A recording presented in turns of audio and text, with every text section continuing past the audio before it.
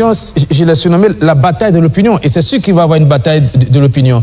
Est-ce que dans le bloc des pays de l'AES, les populations seront assez informées sur tous ces aspects d'immigration, de carte d'identité? Est-ce que ces populations vont adhérer, vont être un bloc solide derrière leur leader? Est-ce que dans les autres pays de la CEDEAO, vous l'avez dit, ce sont des peuples qui sont imbriqués, est-ce que ces pays de la CEDEAO vont pouvoir aussi créer un élan avec leur opinion? Est-ce qu'il ne va pas avoir une bataille d'opinion entre l'AES et la CEDEAO? Est-ce qu'à un moment donné, dans certains pays, les opinions ne vont pas dire, écoutez, ça suffit, nous sommes les mêmes peuples, nous sommes ensemble, et où est-ce que ça va commencer? Comment est-ce que ça peut se dérouler, cette histoire-là?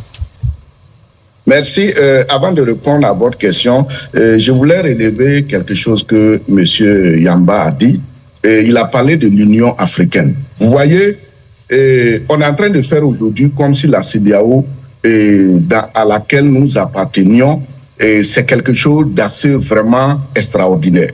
Vous vous rappelez en Éthiopie, quand les rebelles du Tigré avançaient, qu'est-ce que toute l'Afrique a fait, étant donné qu'ils ont leur siège à Addis Abeba? L'Éthiopie s'est battue seule. Où est la dignité, la personnalité? Au niveau africain, revenez maintenant au niveau sous-régional. Vous voyez, c'est le même comportement. Il y avait le terrorisme partout. Les gens n'ont pas voulu s'orienter vers la lutte contre le terrorisme. Ils jouaient avec les Occidentaux pour recoloniser l'Afrique. Maintenant, ce qui m'amène à répondre à votre question. Quand vous regardez actuellement, quelle est l'actualité qui intéresse l'Afrique tout entière, sa diaspora et le monde? C'est l'AES. C'est l'AES. Tout ce que vous voyez là, je dirais que c'est du formalisme, parce que c'est entre les cadres, c'est entre l'élite. Au niveau du bas peuple, ils s'en fichent. Au niveau du bas peuple, il n'y a pas de problème. Aujourd'hui, là, la Côte d'Ivoire, son économie dépend aussi des investissements extérieurs. Ils sont en train de parler, mais la Côte d'Ivoire ne peut participer au sommet. Le président ivoirien n'est pas parti. Pourquoi? Le Sénégal qui est venu, ils ont vu maintenant les réalités. Regardez aujourd'hui le comportement des autorités sénégalaises vis-à-vis du Burkina. Regardez la réaction du peuple sénégalais. Regardez comment les gens ont réagi. Donc, cette bataille de l'opinion, et l'AES va gagner si l'AES communique bien. Parce que l'AES communique très mal. Très mal. S'il n'y avait pas cette émission, il y a certains combats qu'on n'allait pas gagner. Il faut le dire haut et fort. Je vous prends l'exemple le jour où le président du Faso était accueilli en liesse. Moi, j'ai capté la RTB. C'est la danse, les gens dansaient, alors que le président du pays et ailleurs, tout un peuple est sorti l'accueillir. Est-ce que c'est des journalistes? Ce n'est pas des journalistes. Un journaliste, non. Non, dans ces débutés, vous savez que, pardon, je vous interromps d'abord, vous allez terminer. Vous savez qu'à chaque fois que vous attaquez des confrères de notre média, je ne peux pas vous laisser faire, pas forcément corporatisme, mais nous faisons ce métier il est exigeant. Et il y a des nuances aussi, il y a des réalités, parfois techniques, qui font qu'on ne peut pas toujours faire ce qu'il faut faire. Et ce n'est pas toujours intéressant de jeter l'opprobre sur des journalistes. C'est pas du corporatisme, mais j'essaye de vous expliquer et d'expliquer en même temps à nos téléspectateurs que ce sont aussi des journalistes à la RTB qui essayent chaque jour de bien faire le travail. Personne n'est parfait, il peut avoir des difficultés. C'est ce que j'essaie de faire comprendre. Allez-y. Oui, mais ce n'est pas de l'opprobre. Vous avez posé une question fondamentale, la communication d'État. Et moi, je vous dis toujours, je n'ai pas de complexe. La RTB peut demander droit de réponse. Qu'est-ce qui se passe? Tout un chef d'État qui se déplace dans ce contexte. Il y a eu l'affaire de la RTB. Le président même est parti, ils ont débattu sur le fait qu'il y a une guerre de communication contre nous. Et ce n'est pas la RTB seulement, M. Tapa. Même le Mali, j'ai capté aussi Mali. C'était la même danse. Les gens dansaient alors que l'AES s'est préparé de l'autre côté. Ceci pour vous dire quoi? Il faut être frontal et fondamental. Moi, je ne suis pas contre quelqu'un. On ne peut pas avoir des médias d'État et à la RTB, tout Burkinabé paye taxe. Quand vous regardez les factures de la Sonabel, là, il y a taxe pour le développement de l'audiovisuel. Si la RTB n'a pas les moyens, il n'a qu'à réclamer à la Sonabel. Regardez sur les factures de Sonabel, il y a taxe sur le développement de l'audiovisuel. Et tous ces combats se mènent, les médias d'État ne sont pas au rendez-vous. Il faut avoir le courage de le dire. Moi, je ne suis pas contre les journalistes de la RTB ou les journalistes publics. Je les incite que prochainement, dans le journalisme, il y a ce qu'on appelle le direct. Il y a ce qu'on appelle l'improvisation pour être, comme on appelle, au parfum de l'information. Mais ça ne se fait pas. Pourquoi on va se taire? Non. Encore une fois, il faut, et vous le dites, c'est bien que vous le dites, mais il faut que nos autorités consentent à investir beaucoup de milliards dans les médias s'ils veulent que cette communication soit efficace. Ce n'est pas le cas pour l'instant. C'est ça le problème aussi. Voilà. C'est-à-dire qu'on jette la paix à des gens qui n'ont pas techniquement les moyens de faire leur travail. Peut-être aussi. Je n'ai pas dit que X ou X journaliste n'est pas bon, monsieur Dapa. J'ai dit RTB. Donc, je parle de l'institution RTB, Radio-Télévision du Burkina. Je n'ai pas dit que tel journaliste n'est pas bon. Maintenant, monsieur Dapa, vous vous rappelez ici, quand ils ont créé l'AES, sur ce plateau, nous avons été les premiers à dire qu'ils n'ont qu'à mettre un média pour l'AES afin de mieux communiquer. Est-ce qu'ils nous ont écoutés? Voilà, aujourd'hui, la question que vous avez posée là, elle est fondamentale. On a fermé combien de médias internationaux? Nous-mêmes, on communique comment? Vous savez que tout le monde attend maintenant, on va débloquer les 400 millions là, qui est communication de guerre. C'est ça, tout le monde attend. Il y aura l'argent. Mais en attendant, il y a des initiatives qu'il faut prendre. C'est ça seulement. Maintenant, pour cette question de communication, et j'ai parlé tout de suite de Parlement qui va nous coûter très cher. Vous voyez, dans l'espace AES, on n'a pas de maison d'édition. La production intellectuelle, c'est la communication. D'autant plus que dans l'AES, actuellement, ils sont en train de mener le combat. Les chercheurs sont un peu retranchés ou bien c'est eux qui ne contactent pas les chercheurs. Moi, j'ai toujours appelé, c'est M. Yamba ou bien c'est M. Hydraogo, voilà, qui parlait tout de suite de la science. Où est la science dans l'AES? C'est pourquoi je dis il faut une radio-télé de l'AES. Il faut une maison d'édition immédiatement de l'AES. Où sont nos chercheurs? Depuis là, pourquoi ne pas faire un colloque sur l'histoire de l'AES, de l'espace AES et la culture, pour que les chercheurs réfléchissent, même pour voir comment il faut procéder. Maintenant, les télés, il faut faire du direct. Depuis que ces pays-là sont là, on n'a pas vu du direct face à un problème ou bien face... Assimi Goïta est venu, il n'y a pas du direct. Il faut attendre 13h, 20h, 22h pour passer l'information. Le président est accueilli en liesse, il faut attendre 13h. 20h pour venir dire, mesdames et messieurs, pour faire le journal. Non, je veux que nous quittons cette manière de communiquer parce que maintenant, tout le monde nous regarde. Nous qui sommes à l'extérieur, quand il y a quelque chose, souvent tu câbles la RTB ou bien tu vas dans les agences de l'État pour voir s'il y aura l'information officielle. Et généralement, il n'y en a pas. Donc, moi, voici mes propos et je reviens encore pour dire que moi, je ne suis pas contre les journalistes de la RTB, je parle de l'institution et tu as bien fait de dire qu'il faut les moyens. Le président Ibrahim Traoré, écoute, il faut qu'il mette les moyens, même s'il faut payer une voiture qui va faire du direct, ça va nous coûter des millions, il le faut. Les moyens aussi pour les médias privés, hein, c'est important de le dire. Oui, mais c'est ce que j'ai dit ici.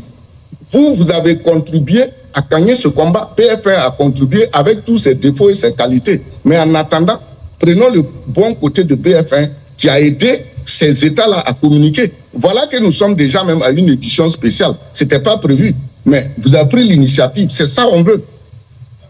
Moussa Savadogo, la bataille de l'opinion, ça va être important parce que dans chaque pays, on va tenter de convaincre les populations du bien fondé des choix qu'on a opérés, des décisions qu'on a prises, parce qu'il va y avoir des décisions qui vont faire gronder, qui vont créer des discussions. Comment cette bataille d'opinion-là, elle doit être menée, comment elle doit être gagnée, notamment au sein de l'espace AES, parce que peut-être que la pression des populations va faire changer certaines décisions. Ça peut être décisif, la bataille de l'opinion. Oui, bien sûr. La bataille de l'opinion, je pense qu'elle est déjà engagée. Hein, parce que je me rappelle, il y a quelque temps de cela, il y a des officiels de la CEDEAO qui avaient reconnu que la CEDEAO avait mal communiqué parce que la CEDEAO des peuples, les peuples ne comprennent pas ce que c'est un défaut de communication. Et je pense que la CEDEAO est en train de travailler dans ce sens. En ce qui concerne l'AES, les présidents ont dit qu'il faut une stratégie de communication. Donc, on a compris que la prochaine bataille sera la bataille de la communication entre les deux. Parce qu'en réalité, il y aura une concurrence. Et je souhaite que cette concurrence-là soit une concurrence saine. Pourquoi? Parce que la CEDEAO va certainement travailler à montrer qu'elle a tiré leçon de ses faiblesses et qu'elle est irremplaçable. Elle va travailler dans ce sens. Et avec le secret espoir qu'un jour, comme la Mauritanie veut revenir, que les États de l'AES comprendront qu'il faut revenir à la maison mère.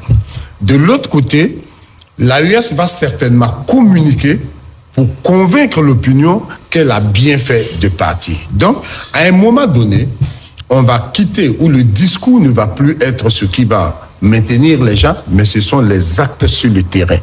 Donc, je pense que c'est ça, je parle de concurrence et que je veux qu'elle soit saine. Parce que ce qui va finalement faire basculer l'opinion, ce ne sont pas les slogans, les phrases chocs, mais c'est à la fin.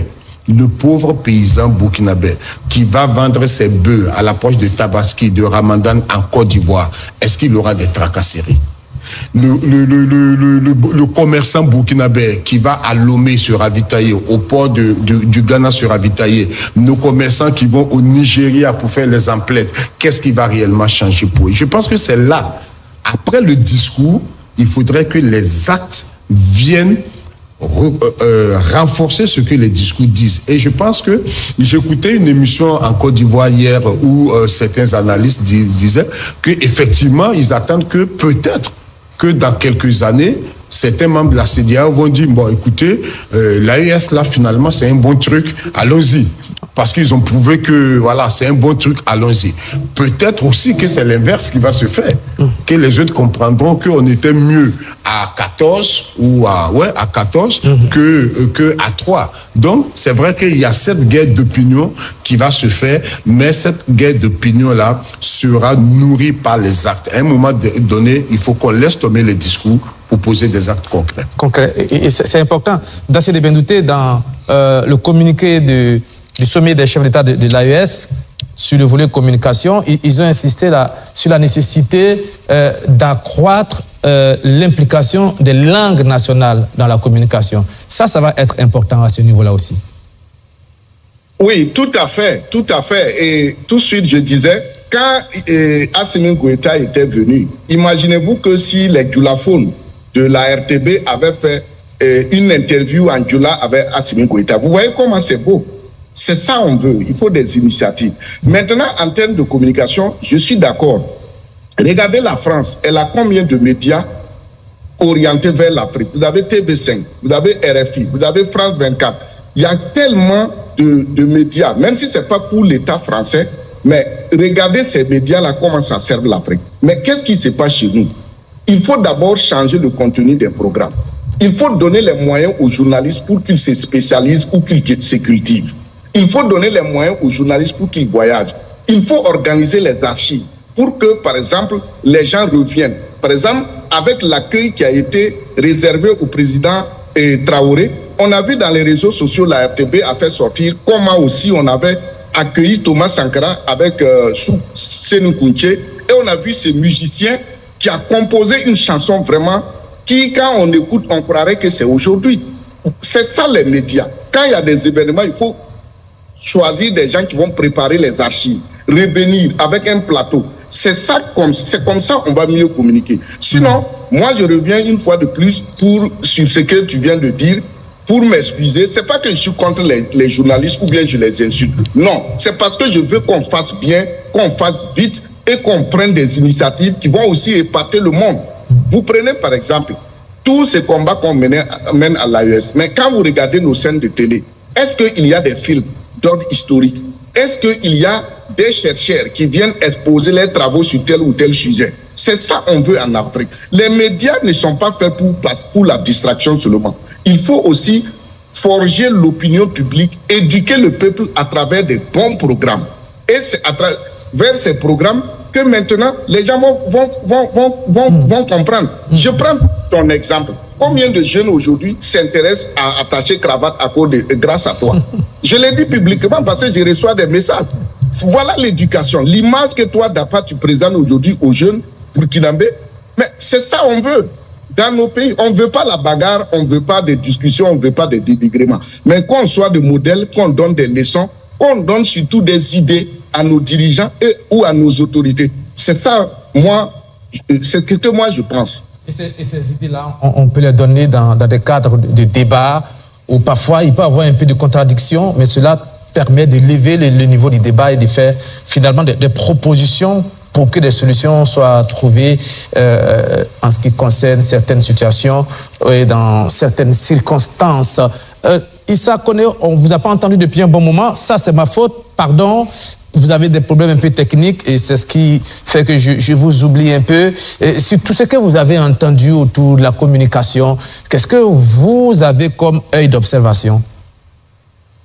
Bon, a priori, j'allais donner plus ou moins raison à M. Dapa.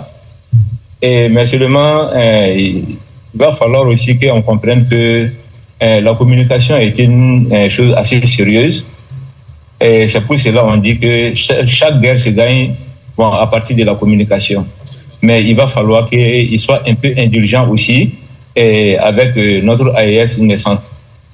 Oui, il va falloir qu'à un moment donné, puisqu'il y a un programme qui est déjà préétabli, qui a été annoncé lors de ce sommet-là, voilà, c'est de mettre tout en congruence, voilà, pour que nous puissions parler d'une même voix. Voilà, parce qu'il ne sert à rien, voilà, que la RTP, par exemple, se précipite, voilà, sur une information et que l'ORTM, va un peu écorcher cette information. Voilà, c'est ce que je vois pour le moment. Mais en tout cas, il a touché du doigt un aspect très important, voilà, qui est la communication. Et effectivement, à notre étape actuelle du parcours, il faut faire de la communication vraiment une arme de bataille. A été créé dans une optique de belligérance. Voilà, c'est une décision politique que certains pays ont pris de faire une organisation pour leur permettre de mutualiser leurs intérêts dans un certain nombre de circonstances. C'est aussi le droit souverain de ces pays-là de le faire. Allez-y. D'abord, je vais juste ajouter que cette bataille de l'opinion doit se jouer sur deux aspects, la communication, mais aussi au niveau de la diplomatie. C'est ce qui a été reproché, je l'ai maintes fois reproché au gouvernement précédent, notamment au gouvernement Roch.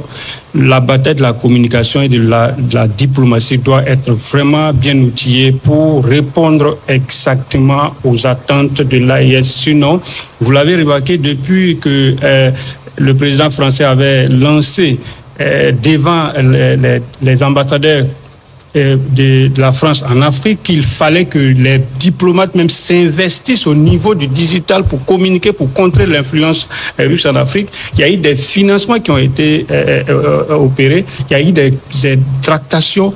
Il y a même eu récemment, il y a une mission américaine au niveau de la communication qui a séjourné à Abidjan. Et aujourd'hui encore, il y a quand même des moyens conséquents qui sont dégagés pour appuyer cette communication. Et je suis sûr que ces entités ne vont pas laisser la CEDEAO sans moyens pour communiquer. Donc l'AES doit pouvoir renforcer son outil de communication et permettre aux médias privés de pouvoir exercer librement et surtout avec les moyens. Je l'ai dit sur un plateau à Abidjan en donnant un carton rouge au Premier ministre à l'époque qui avait dit que les moyens étaient consacrés à l'équipement militaire, pas à la communication. J'ai dit la communication est l'un des éléments les plus essentiels pour gagner une guerre, même sans tirer un coup de feu.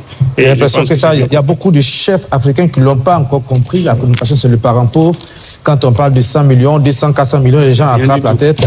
Mais c'est ça la guerre de la communication. Ailleurs, ils l'ont compris et parfois, ça fait très mal quand nos leaders sont un peu en retard sur cet aspect-là. Il n'est jamais trop tard pour bien faire. On espère que la leçon sera comprise.